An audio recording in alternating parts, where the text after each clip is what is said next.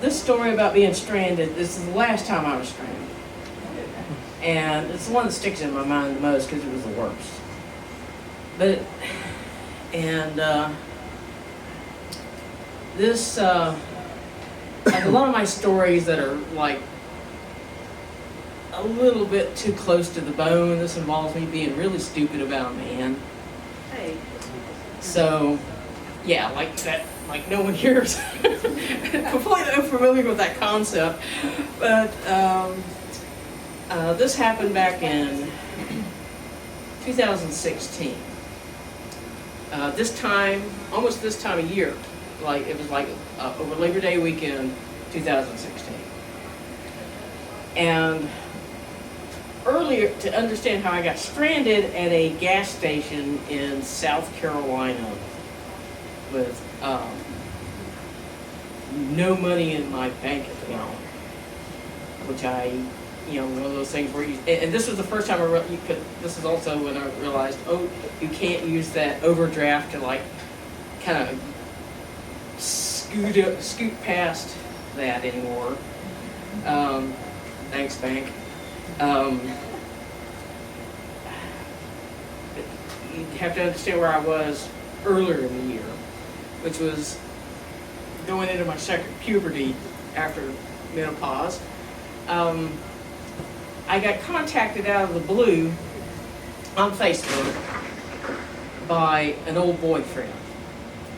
And by an old boyfriend, I mean 15 years younger than I am. But he and I had had a brief but very passionate affair 12 years before, back when he was dying of cancer, which really, you don't get more intense than that, really. He was also my dealer. Which is how I knew him. But which is probably why he was also smoking a lot of pot. But at the time, everyone was telling him he was probably going to die, and I got involved with him because his wife had left him and taken their kid, and because she didn't want to be, weighted down with him. And it's taken me a long time to realize, he was a shithead. But I was willing to overlook that by the fact that he was dying. And before he had been, gotten ill with aplastic anemia, which is kind of like a form of leukemia, he'd been a semi-pro skater and was in incredible physical condition. So, yeah. Anyway, I was about 45, I think, at the time, and he was 29, and it was extremely intense. And then he dropped my ass, and which was okay because I was married to my second husband, who, people, oh, you were cheating on your husband. Honey, that man cheated on me 60 times that I knew of. And I found out he was a musician. So there you go. In a relatively successful band, regional band at one point, so there you go.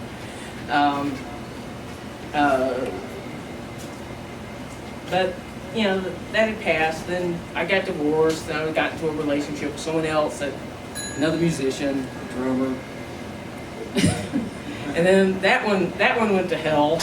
And then here I am in my postmenopausal, on my own, trying to get along. And then this guy finds me on Facebook and starts talking to me again, and rekindles romance, which never had really ended.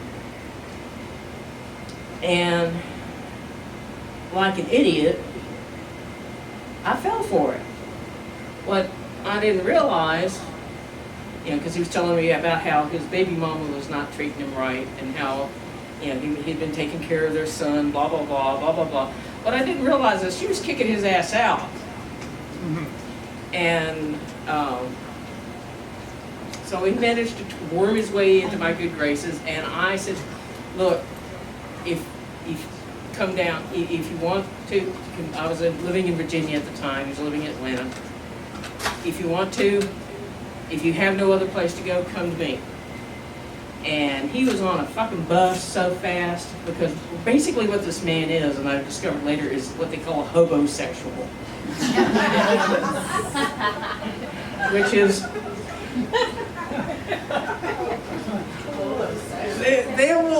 it's a dude who's, it doesn't matter what you are, as long as you have a place that he doesn't have to pay rent for, and you don't ask him for anything towards the rent or the utilities. I did not realize that until he got there.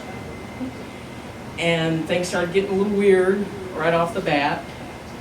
But the first day he was there, it was one of the happiest days of my life. Like, you know, and then it just, like a lot of things where you start right up here, and got down there really damn quick.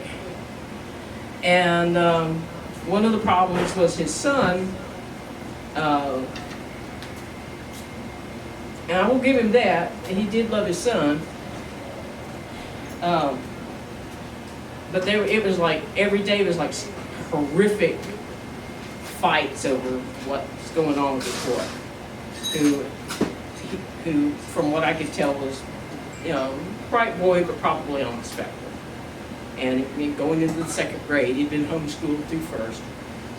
And we'd been having issues going back and forth over him calling up and screaming at his baby mama every day, and then wondering why she didn't want to take his calls. And then we got a call the first day of school from his boy's elementary school, that apparently his mother had shown up an hour before school started and left the kid there. School wasn't open, doors were locked. And he started panicking, and it became clear to me that I had to take him back. He couldn't stay here. He had to go back and take care of his son, because obviously the mother was not going to do it. So we decided, okay, well, I'll drive you back to Atlanta. And it was a rough decision, even though he was driving me up a fucking tree. It was still a rough decision. And okay, and over Labor Day weekend, I drove him there in my car, which was a 1998 Buick LeSabre that had no air conditioning, and it was 102. And it was literally like driving a hot box all the way down from Virginia. Get him there to his house, and the minute he's out of the car, it's like I don't exist. I stopped existing. My job was to get him home, and then that was it. I might as well have been invisible, except for the fact that he asked me for money. And like an idiot, I gave him money without double checking my bank account. I went and got cash out and gave it to him. And then I went and stayed with one of my best friends in Atlanta overnight, and this guy stands 6'10", and I explained the situation, and I said I have to get home, and he goes, "Why are you even fucking going back?" And I had to think about it. So why am I going back? And I realized, oh, my dog's still there. So all my shit, my dog's there. So I ended up driving home, and then I get to this gas station in South Carolina. I'm out of gas, down to like maybe a gallon. Go in there and put the card in, and I had no money.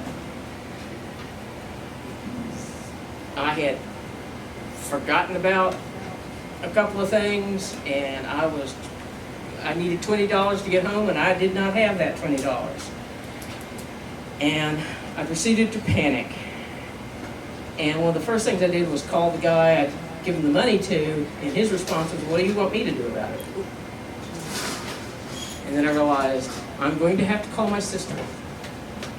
And I really didn't want to do that because they had told me they thought he was a piece of shit from the start. And I ended up calling my sister, and she talked to the lady at the QT, and who took her credit card over the phone and ran it to, so I would be able to get $20 worth of gas to get home. And it was the most embarrassing, degrading moment of my life.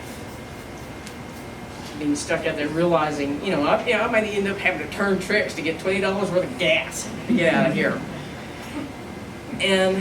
But the whole time when I was going back, I kept thinking, my friend Jim kept saying, "Why'd you even fucking going back?"